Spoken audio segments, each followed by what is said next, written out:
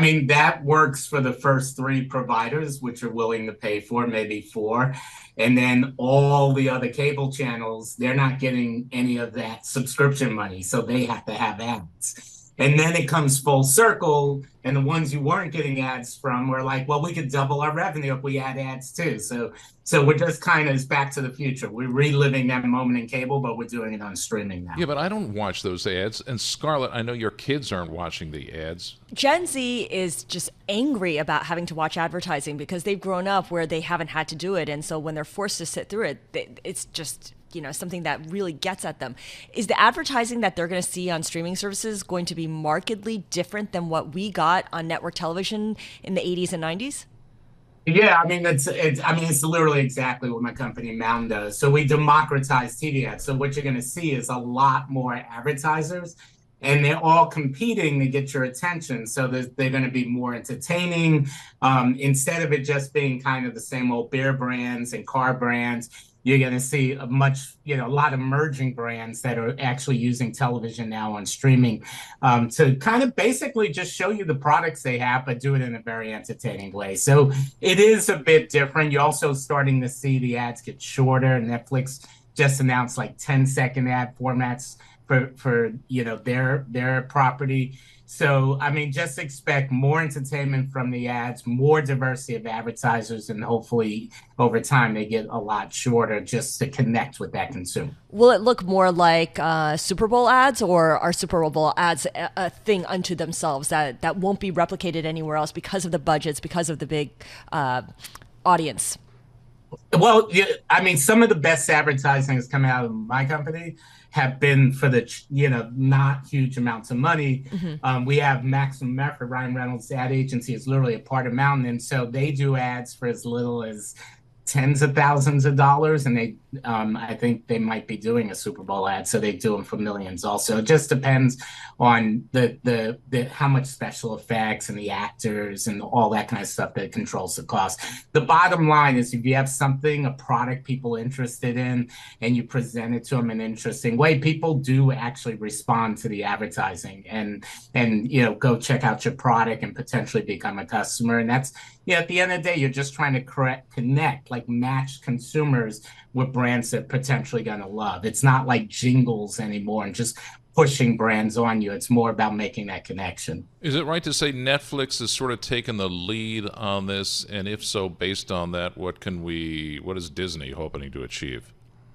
Well, I wouldn't say Netflix has taken the lead. I would say they have the most greenfield because they have no legacy business. Disney is kind of trapped in the upfronts and 30 seconds and 15-second formats, where Netflix is starting from scratch and they can just kind of reinvent what television advertising looks like.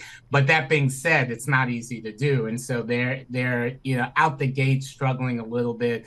But I think they will wind up becoming as innovative on the ad side of their business as they've been on the consumer side. The thing to remember with Netflix is they kind of reinvented the relationship between the consumer and the content, making it on, you no longer had to wait for the show. You could just binge it, all those kinds of things. And now they have an opportunity to do the same on advertising. It's to kind of reinvent the relationship between the advertiser, which funds all this programming for the ad-supported options on Netflix, and reinvent that relationship between the advertiser and the content. And I think they will. They've been a very innovative company for a very long time. But what counts for innovation in Good advertising? Question. I mean, yes.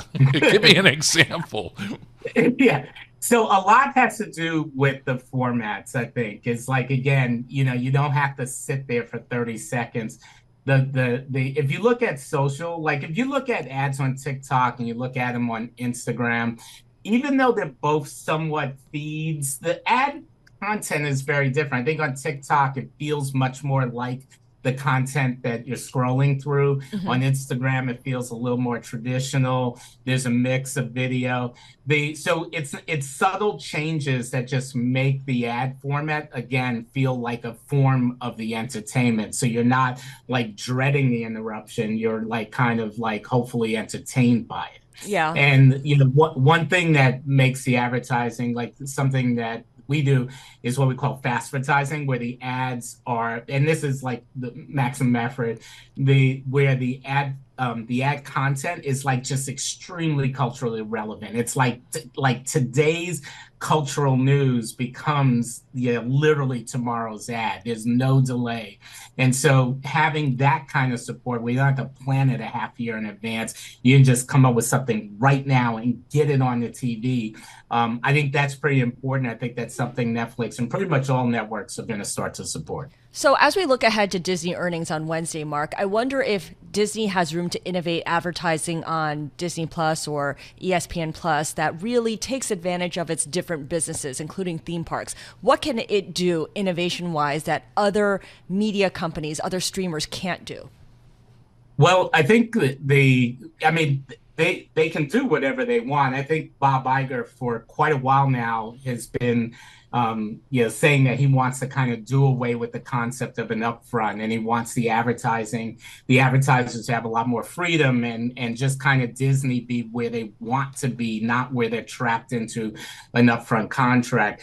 That being said, I mean, I think the first order of business at Disney is really to get all the business units operating like at their best. And, almost all of them have been struggling on some level for growth, for profitability. So, I mean, Disney, Bob Iger, that team there, they'll probably somewhat follow the same path as Netflix in terms of like, okay, we can innovate these ad formats. We don't have to stay stuck in the 30-second upfront format. But that being said, they have to get the viewers. People have to want to go and actually see the content before they want to see the ads.